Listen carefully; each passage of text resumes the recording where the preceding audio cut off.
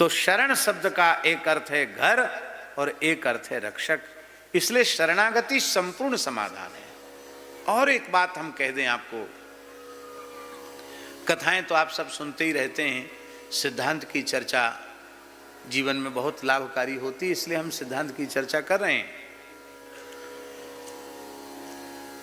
कर्म का बंधन इतना जटिल है, इतना जटिल है कि किसी भी प्रकार से, किसी भी कठोर से कठोर साधन के द्वारा भी उस बंधन से छूटना असंभव तो नहीं है। असंभव होता तो उन साधनों का निर्देश उपदेश ही शास्त्रों में क्यों किया जाता। महाराज जी, ज्ञान कर्म उपासना, ये जो साधन की त्रिपुटी है, इसका निरूपण क्यों किया जाता है? सांख्य है, योग है, ज्ञान है, कर्म है, इन सब का निरूपण जीवों के परम कल्याण के लिए ही है। संभव नहीं है ये बात नहीं है। संभव नहीं, संभव होता तो उपदेश ही क्यों होता। पर हम जो बात कह रहे हैं उस पर बहुत ध्यान दें। इन साधनों में दोष है ऐसी बात नहीं है।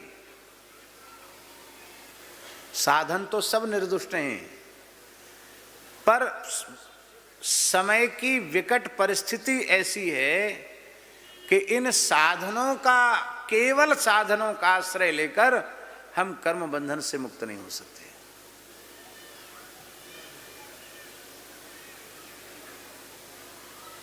ज्ञान योग भी उदर पूर्ति का साधन बन जाता है, कर्म योग भी यश कीर्ति पद प्रतिष्ठा मान बढ़ाई की प्राप्ति का साधन बन जाता है, भक्ति योग भी भोगेच्छा की पूर्ति का साधन बन जाता है। भक्ति योग भी, नहीं समझे इस बात को? हमारी बेशा भक्त की है, संत की है, यही मान करके तो लोग हमको हलवा पूड़ी खीर मालपुआ खिलाते हैं, कपड़ा लत्ता देते हैं, भेंट दक्षिणा देते हैं, आदर सम्मान करते हैं। क्यों करते हैं? क्योंकि हमारी वेशभूषा प्रमाणित करती है कि ये भक्त हैं। तो हम वेशभूषा से भक्त हैं, पर वस्तुतः हमारे मन में भोगों के प्रति वैराग्य नहीं है, तो यह भक्ति की वेशभूषा भोग का साधन बन के रह जाएगी। अब आ गई बात समझ में?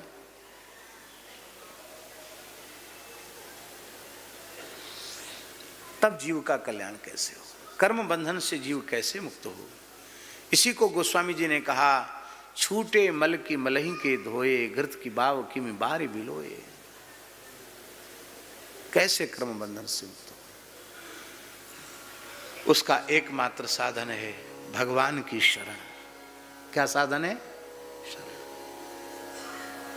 इसलिए शरणागति को महाराज जी ज्ञान से, कर्म से और भक्ति से भी उत्कृष्ट प्रपत्ति को माना गया, शरणागति को माना गया। प्रत्येक साधन में साधनांतर के सहयोग की आवश्यकता है, किंतु शरणागति में किसी साधनांतर के सहकार की, सहयोग की कोई आवश्यकता नहीं। शरणागति जीव का स्वतंत्र साधन है उसके कल्याण का, स्वतंत्र साधन। अब कैसे जीव शरणागति से कर्म बंधन से मुक्त होता है, इसकी थोड़ी सी चर्चा हम कर दें।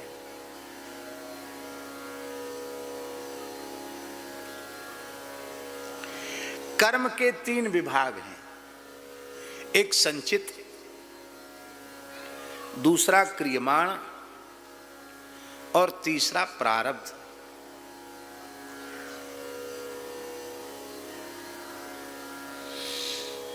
कई जन्मों के शुभ अशुभ कर्म जो इकट्ठे हैं, एक ढेर लगा हुआ है, वो तो हुआ संचित।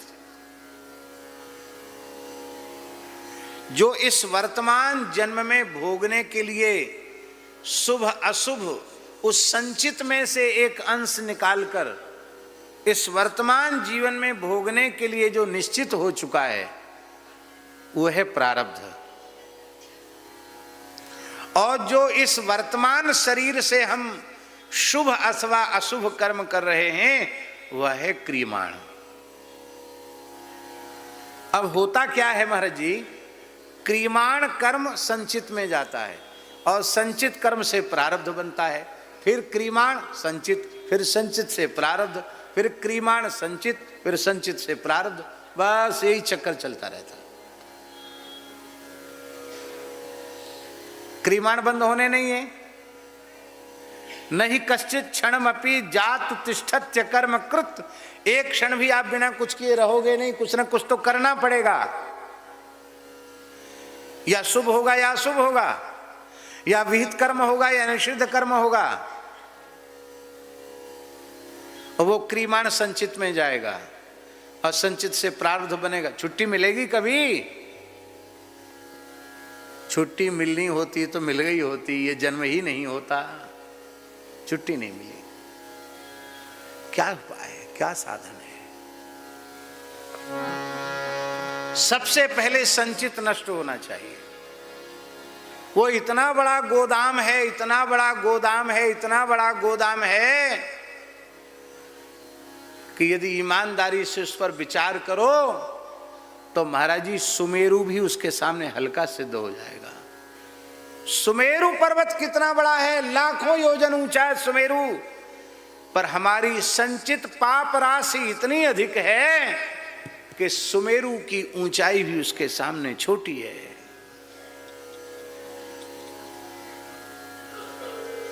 लाखों जन्म तक साधन करें तो भी संचित हमारे साधन से भस्म होने वाला नहीं।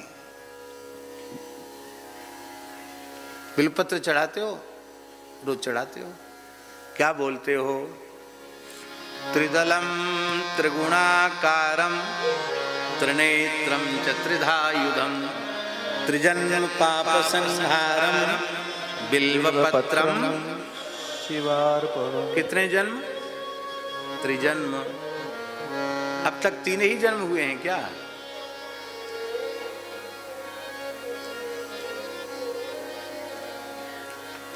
तो 300 हुए होंगे,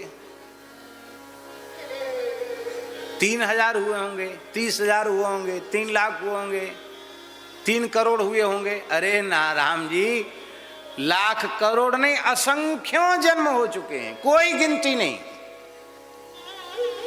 और उन सब जन्मों के क्रियमाण से संचित बना है। कितना संचित है, कोई इसका लेखा जोखा नहीं है। कैसे खत्म होगा भाई? कितनी तपस्या करोगे, कितनी तीर्थ यात्रा करोगे, कितने उपवास करोगे, कितने व्रत करोगे, कितने आंख नाक कान दबाकर बैठोगे? तब साधन क्या है? सन्मुख होए जीव मोहि जबहि, सन्मुख होए जीव मोहि जबहि, जन्म कोटि अघनासहि तब,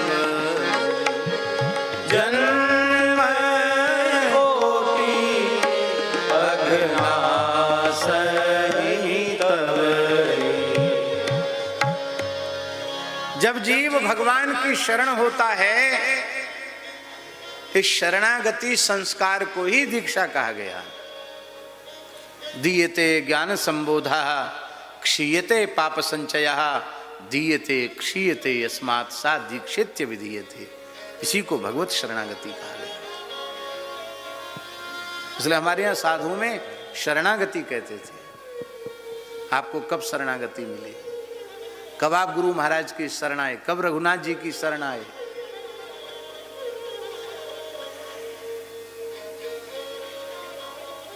बोले हम तो बहुत पापी हैं। अरे बने रहो। विश्वद्रोह कृत अघजे ही लागा, शरण गयो प्रभु तदपि न त्यागा। कोटि विप्र बध लागे जाऊ, आयो शरण तजऊ नहीं। परवाह मत करो, हो जाओ राम जी के शरण। सकृत एव प्रपन्नाय तवास्मीति च याचते अभयम सर्वभूतेभ्यो ददाम्येतद्व्रतं मम। एक बार आकर कह देता, हे नाथ, हे मेरे नाथ, हे रघुनाथ, मैं आपका हूं, मैं आपकी शरण में हूं। भगवान समुद्र को साक्षी देकर के कहते हैं, मैं उसे प्राणी मात्र से निर्भय कर देता हूं।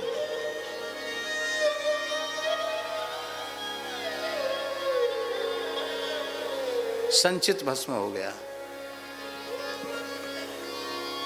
शरणागति से संचित भस्म हो गया, बहुत बड़ी समस्या का समाधान हो गया। लो जो लाखों जन्मों की तपस्या से, यज्ञ से, तीर्थ यात्रा से संभव नहीं था, वो केवल भगवत शरणागति से हो गया। अब महाराज जी बचा क्या? अब बचा क्रियमाण।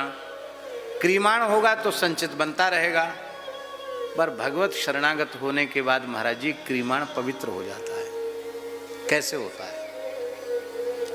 जब तक जीव भगवत शरण नहीं हुआ था, तब तक तो अपने इच्छा की, वासना की, सुख की, स्वार्थ की पूर्ति के लिए वो कर्म में प्रवृत्त हो रहा था। और अब जब भगवदीय जीव हो गया, भगवत शरणागत हो गया, तो अनुकूल्य से संकल्प प्रातिकूल्य से वर्जनम। अनुकूलता का संकल्प कर लिया, प्रतिकूलता का त्याग कर दिया। निषिद्ध कर्म तो उससे बनेंगे नहीं, और जो करने की आज्ञा हरि गुरु संत देते हैं वो काम बनेंगे। वो भी कर्तापने के अहंकार से मुक्त होकर बनेंगे। वैष्णव महाराज जी जब करता है तो वह समझता है कि मैं करता नहीं हूं, करता राम जी हैं और कारयिता भी राम जी हैं। करने वाले भी राम जी और कराने वाले भी राम जी। और करने के बाद कर्तापने के अहंकार से मुक्त होकर करता है, विहित कर्म करता है, भगवान की प्रसन्नता के लिए करता है, और करने के बाद श्री सीता रामचंद्रार्पणमस्तु, श्री राधा कृष्णार्पणमस्तु, श्री लक्ष्मी नारायणार्पणमस्तु। जो भी अपने आराध्य उपास्य हैं उनके चरणों में उसको निवेदित कर देता है। अब क्रियमाण संचित में जाना, संचित खत्म हो गया, अब क्रियमाण संचित में जाना नहीं है, वो पूरा का पूरा राम जी के चरणों में चला गया। अब बचा क्या? केवल इस देह का प्रारब्ध बचा, केवल इस देह का प्रारब्ध बचा। और उस प्रारब्ध का समाधान कैसे होगा?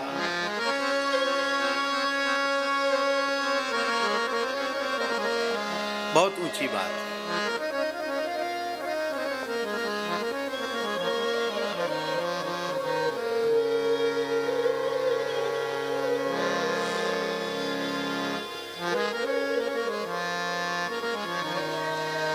प्रारब्ध का भोग भक्त कैसे करता है?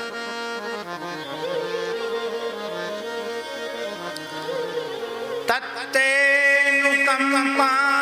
सुसमीक्ष्यमाणो, तत्तेनुकंपां सुसमीक्ष्यमाणो, भुञ्जान एवात्मकृतं विपाकम्, भुञ्जानेवात्मकृतं विपाकम्, हृद्वाग्वपुर्भिर्विदधन् नमस्ते, हृद्वाग्वपुर्भिर्विदधन् नमस्ते, जीवेतयो मुक्तिपदे सदाय, जीवेतयो मुक्तिपदे सदाय।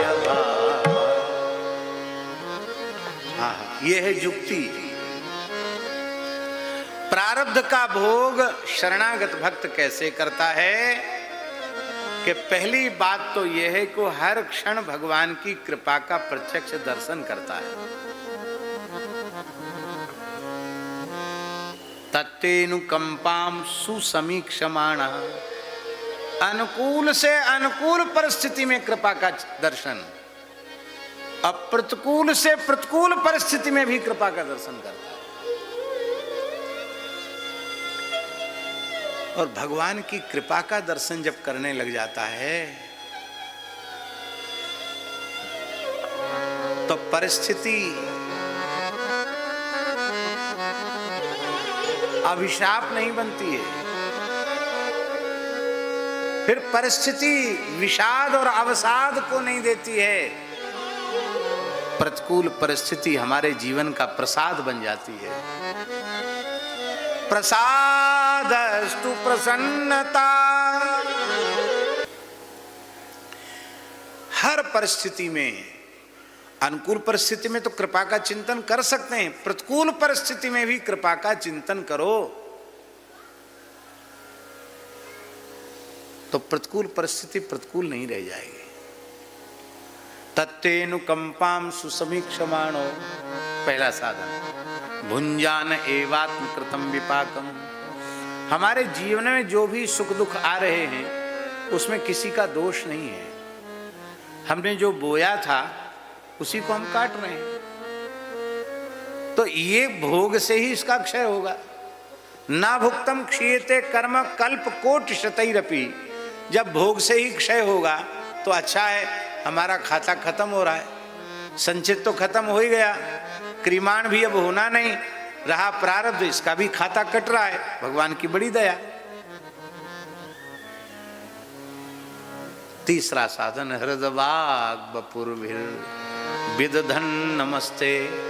हृदय से, वाणी से, शरीर से भगवान को, भगवान की विभूतियों को प्रणाम करते हैं। गौ को, ब्राह्मण को, संत को, अतिथि को, गुरु को, गोविंद को, तुलसी को, पीपल को, जो भी भगवत विभूति हैं उनको भगवत भाव से प्रणाम करते हैं तो उनका प्रारब्ध भी प्रसाद बन जाता है और वे सहज ही भोग लेते हैं। अब हमारे शरीर की जितनी आयु है उतना प्रारब्ध तो संतों के चरणों में हंस खेल के बीत गया। अब ठिकाना है कितना जीवन है, कब कौन चला जाएगा कोई पता है। जब ये इतना प्रारब्ध भगवत कृपा से सुख पूर्वक भोग लिया, 50 साल का 55 साल का प्रारब्ध भोग लिया, तो बचा खुचा जो भी समय होगा वो भी राम जी की दया से, हरि गुरु संतों की कृपा से उसको भी भोग लिया जाएगा। इसकी चिंता की आवश्यकता नहीं है। अब रहा कर्म बंधन, बोलो नहीं रहा। ये शरणागति से संपूर्ण समाधान है और सम्यक समाधान है। कर्म बंधन से मुक्ति केवल शरणागति से हो सकती है।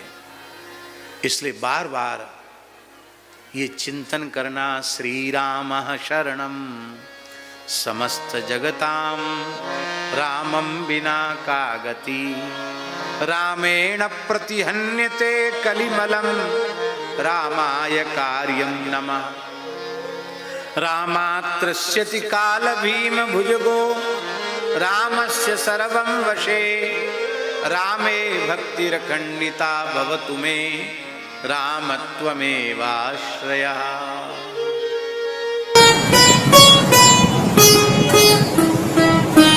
श्री सीताराम प्रतिदिन सत्संग एवं दर्शन के लिए श्री महाराज जी के ऑफिशियल चैनल को जरूर सब्सक्राइब करें।